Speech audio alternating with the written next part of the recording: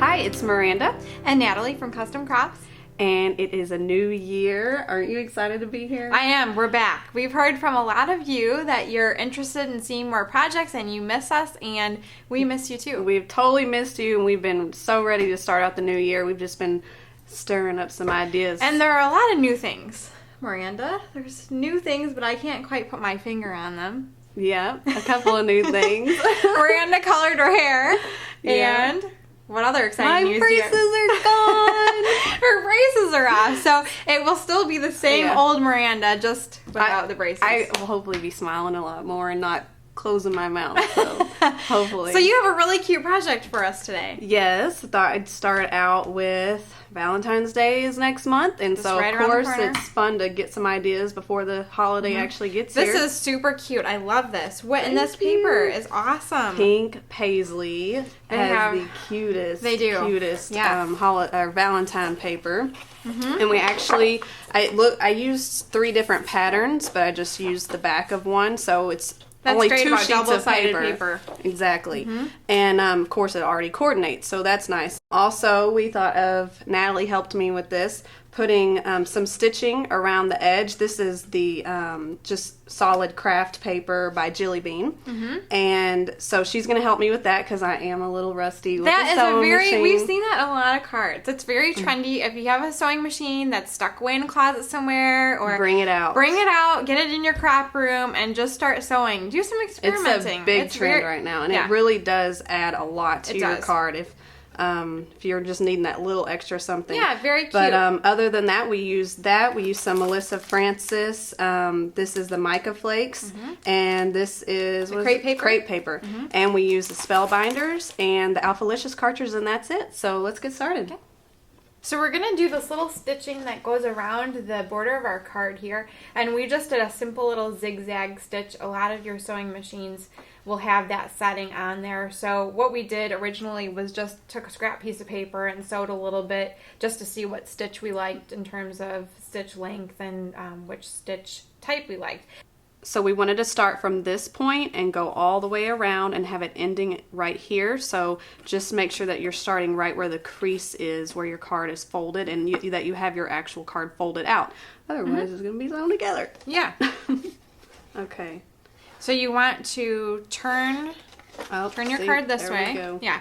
And then just make sure you've got your little threads far enough out where they're like hanging, and you can trim them after the fact. And then we just lined up the side of the card with the presser foot right here. And then you just lower your presser foot, Miranda. Can you do that? It's on the other side. Yep. Just put it down. There you go. Yeah. And then you can turn your hand wheel toward you to lower your needle. There you go. And then once your needle is in, you can just depress your pedal and then just make sure that you're moving your card in a straight line along the presser foot. All right, here goes nothing. And just keep that straight. Go that way a little bit. There you go. Good. Okay, and then you'll want to stop when you get, probably maybe walk the wheel just a little bit more. Yeah, keep going. One more. Okay, and then once your needle is in, you put the presser foot up. And so your needle is still in, and it's anchoring your card in that position. So you can turn your card and get it lined up and ready to go the other way. Okay, and then just note how far you are in on your card. And see, Miranda, how there's a little line right there? There's these little lines. So your card is like lined up on that first line, and just use that as a guide as you're sewing. Okay.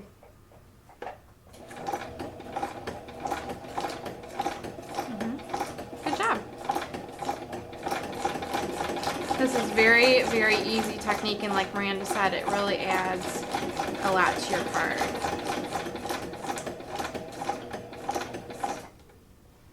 And then we'll walk it. Yeah, walk it a little bit, and then just do the same thing. Lift your presser foot up, and then turn. And if you, like Miranda did right here, where she turned it, and you can see she's not quite to the edge yet, so you can always flip your card back around and put your presser foot down and do a couple more stitches so you get closer to the edge. So it's kind of a trial and error thing. I do maybe one more, Miranda.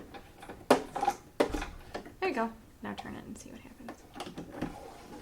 Thank you, Yeah, ma'am. good. Okay. All right. Good job.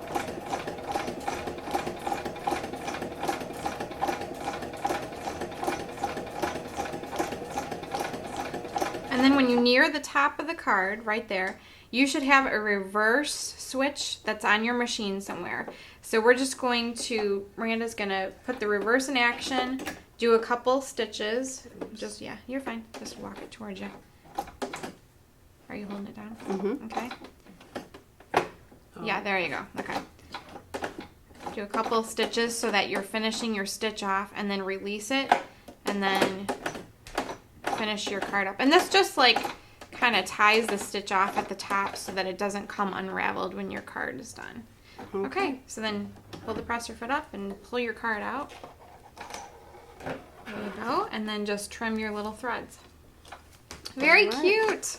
So now we are going to get all of our little hearts cut out using these Spellbinders Nestabilities. All 3 hearts were cut out with using them. And you used a couple different. Yes, we used the scalloped, they call this classic scalloped heart, and this is just the classic heart, both which come with 6 dies. So you do get some variety of sizes depending on the card that you are making, the size that you need. There are quite a few options. And you're going to show a really neat way to use them together, a couple of different sizes. Because as you can see, the bigger heart here, I have used a smaller one inside the big one so that I have this perfect little... Cut out like a little frame. Exactly. And then these 2 I just used by running 1 heart for each one. So I'm really only going to just show real quick this bigger heart because it is a little bit of a different technique. And what's nice about doing that with using the Spellbinders Wizard is that it comes with a magnetic mat so that your hearts will stay in place when you're trying to line them up. So you have your magnetic mat here, and you're just going to put your paper facing up the print that you want to use. I guess it really doesn't matter. But now you can use the Nestabilities with a Cuttlebug. Yes. But in this case, when you're trying to do something like this, it's nice to have that magnetic mat. Exactly. And I will say too that it when you're having the embossing around the edges of the heart, I found that the Wizard embosses works better, a little bit better. Less stops. Exactly. So just kind of figure out where you want your heart so that they're inside. Let's see. And then once you have it right where you want it, put your plate on top. And there's a little arrow here on your Spellbinders Wizard. Make sure that you're going in that way. And kind of push and feed your mat through on the first run. Hopefully it'll... There we go. And then you want to make sure that you are getting prepared for it to shoot out. Well, because there's just so much pressure, and that's the reason it kind of comes at you. But yeah. All right. Now we have this cute little framed heart, and you can see a little bit of embossing around the edges on the inner and the out. But I will say that there is a second step you can do to get an even deeper emboss. You do have to buy, there's a tan mat that the Spellbinders has that you can purchase extra to give it that deep emboss. Because you flip it over and then it like presses down. It gives that extra pressure. Exactly. So what is the advantage, if you have a Cricut, what is the advantage of using Nestabilities? Because can't you cut out the shape on your Cricut? Yes, you can. Okay. I will say, with every project I do, I don't know, but I'm sure you know, you generally always end up needing like a basic shape of some kind, like a circle or a square or heart.